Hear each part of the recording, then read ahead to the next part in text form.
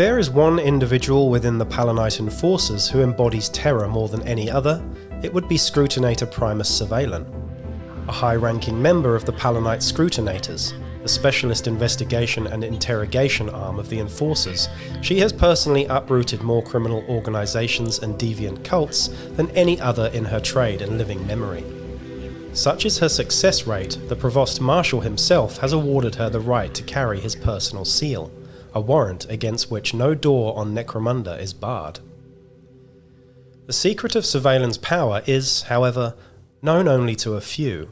Though tall and bearing a severe countenance, the Scrutinator-Primus is neither physically imposing nor especially dangerous in combat, and yet those in her presence squirm to be under her gaze, prolonged contact driving them into fits of anxiety as they try to get away from something they find utterly disturbing but cannot name. This is because Servalen is a psychic null, also known as an untouchable, pariah, or a blank, and all living things instinctively recoil from her presence. These gifts, combined with the Scrutinator-Primus's keen investigative mind and ruthlessness, have proven the end of many a cult. Servalen does not routinely wade into the midst of battle alone. For her protection, the Provost Marshal has assigned Servalen a Palanite pattern cybermastiff, designated KB-88. The robotic dog is never far from Servalen, shadowing her every step and watching her back, ready to tear apart anyone who would threaten its master. Howdy folks, and welcome back to Wellywood Wargaming. My name is Damon, and this is the huge series where I give you every single Dramatis Personae and hired gun in a bite-sized and easily digestible video. Before I get started though, please do like, share, subscribe, check out the Patreon and hit that super thanks button as well, which is also an option if you'd like to support me directly.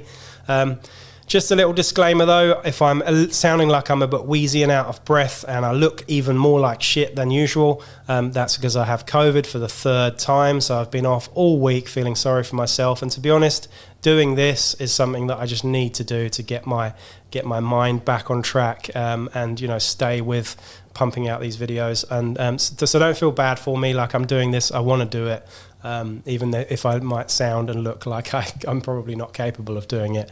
Anyway, without further ado, let's get into it with Servalen and Scrutinator-Primus.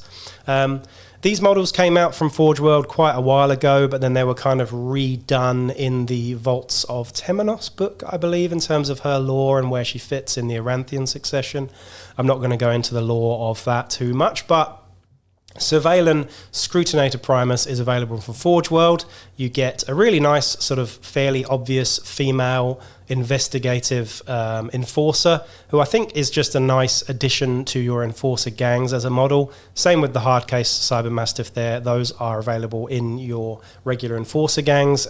So Servalen, what is she? She is a psychic null, a blank, a pariah. If you're used to Dan Abnett, the holy Dan Abnett's awesome novels, Ravener and Eisenhorn particularly, those inquisitorial retinues tend to always use a psychic null, blank or pariah in their groups. Reason being is that psychers like Gideon Ravener or Gregor Eisenhorn utilize them with something called a limiter on them, where they switch the limiter on and off, whether it has the effect of being psychically blank or not.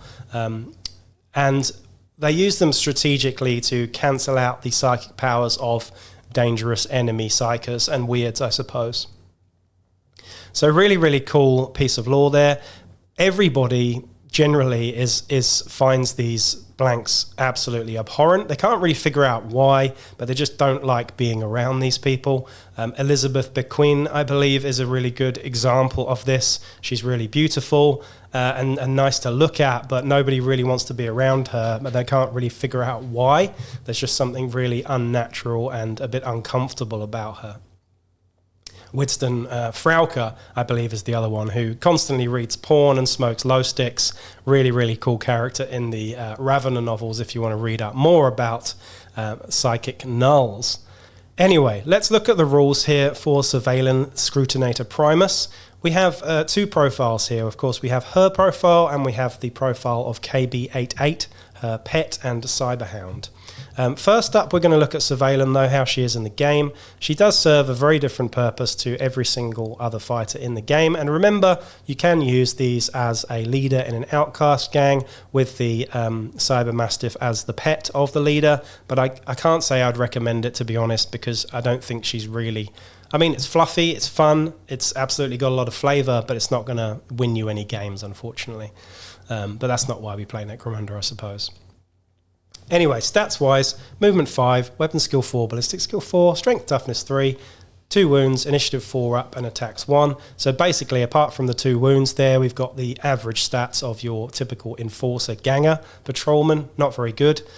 Just very average. In terms of the mental stats, though, they're pretty good here. We've got a leadership of 6+, a cool of 7+, a willpower of 6+, and an intelligence of 4+. So she's very, very smart. She is an investigator, so why not? Got your 6 is the baked-in skill here, which is one of the best Palanite drill skills I think that there is. This one's really cool. If someone basically charges you, you get to have a sort of shoot action to interrupt their charge. Very cool indeed. Of course, you can still miss and they can still charge you, but it's still quite nice to have. Just those interruption sort of skills, I think, are really, really excellent in this game. For weapons, she has the Scrutinator stub gun with an infrasight and excruciator rounds. Excruciator rounds are, I believe, shock on a stub gun round. Strength 4 with shock, so it's like a dum-dum with shock, I think, which is pretty cool. And I think the Scrutinator stub gun itself is +1 to hit at long range. Correct me if I'm wrong here. +2 to hit at short range, +1 to hit at long range, which is fantastic. Always accurate, especially with that infrasight as well. In terms of war gear, we have flak, an armoured undersuit, magnicals, and a respirator. So again, exactly the same as your regular Palanite Enforcer with the addition of a respirator. Now here come the special rules though. Psychic Null, Pariah. Can disrupt weird powers as if being a psyker. So if a psyker, an enemy psyker, tries to roll Perils of the Warp to pull off a weird power, you get to roll 2d6, and if your 2d6 is a higher value than the willpower check they made to pass their psychic power, you get to cancel it, which is pretty cool, but you've just got to basically roll higher than them on 2d6. And I think there is a range for that as well. Now, all fighters within 6 inches cannot manifest psychic powers at all, and you don't need to roll for that. I wish this was more than 6 inches. I wish this was the rule, actually. I think the Psychic Null Pariah rule should be maybe 12 or 24 inches if you're very generous, and it flatly cancels it. You don't have to roll for it, because in terms of the lore, when I read about psychic blanks, they are completely, boom, that's it. No psychic activity nearby them at all. You cannot, doesn't matter how powerful you are a psyker, you cannot manifest any weird powers or access any warp shit anywhere near a pariah. And that is why they're so powerful and strategic and tactical. Anyway, so that's the Psychic Null thing. It also has a -2 modifier for cool tests, friend or foe, if you're within 6 inches as well, which is potentially fairly annoying if you've got other people around you from your own gang. -2 to cool checks is pretty bad, but if you're in amongst it and somehow you're in the enemy's ranks, -2 to cool checks is pretty cool. Seeing everyone break around you would be quite nice. You've also got a special rule called Investigator here as well, and you can't be targeted by tactics cards at all. The effects of a tactics card can still affect you inadvertently, but if you can't actually be targeted directly by a tactics card. So it's a bit ambiguous there, but I guess common sense prevails in this one. If a tactics card specifically states that it's about a fighter, it can't be her. So that's a cool little special rule as well. Now we're going to look at Hardcase Cyber Mastiff KB88, I believe he's called. These guys are pretty good. They're probably the best pet in the game, if you ask me, because they don't really have any downsides. Movement 5, weapon skill 3+, strength 3, toughness 4, so way better than your average Cyber Mastiff already. Wound 1, initiative 4+, attacks 2, and the mental stats are leadership 8+, 6+ cool, 7+ willpower, and 8+ intelligence.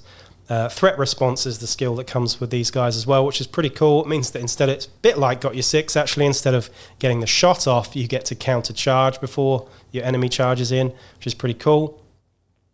He comes with Shock Bite, which is strength 3, AP -1, damage 1, but it has rending and shock. So on 6s, you're auto wounding, and if your wound roll is also a 6, then you get extra damage as well. But you don't need to roll the wound roll because of shock, so I'm not really sure how that works, but I suppose you're just going to roll the extra wound roll anyway. Ignore me, I'm just waffling here.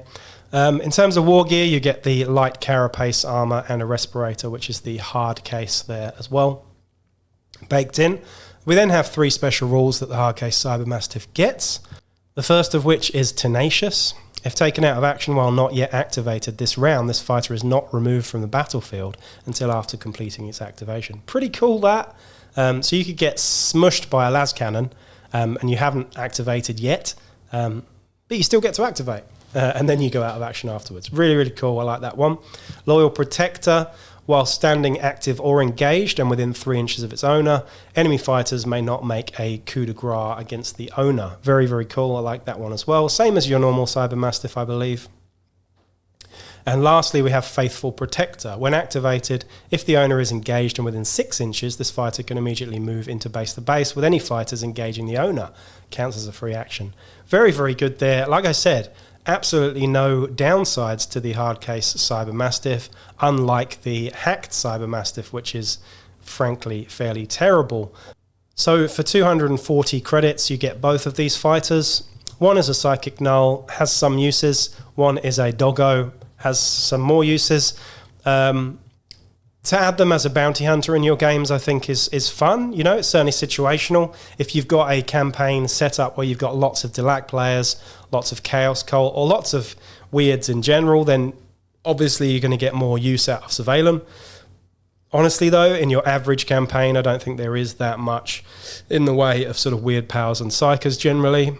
Correct me if I'm wrong, maybe there is in your meta. I think it really depends on the local meta. I personally really enjoy weird powers and like using them a lot, and I nearly always try and squeeze a psyker of some kind into nearly every gang build I can. So I can see some uses for her. Like I said, though, with that Psychic Null skill, I just believe that it would be so much better if you just had to flatly cancel it without rolling any dice. I think that would be excellent. And it would actually suit the fluff a lot more as well, if she just was more powerful in that respect and had perhaps greater range on it as well. Anyway, that's it from me. I'm going to go and rest my voice before I come back and do another video, of course. So, yeah, I hope you enjoyed that one anyway, and I'll be back with the next one real soon. Peace out.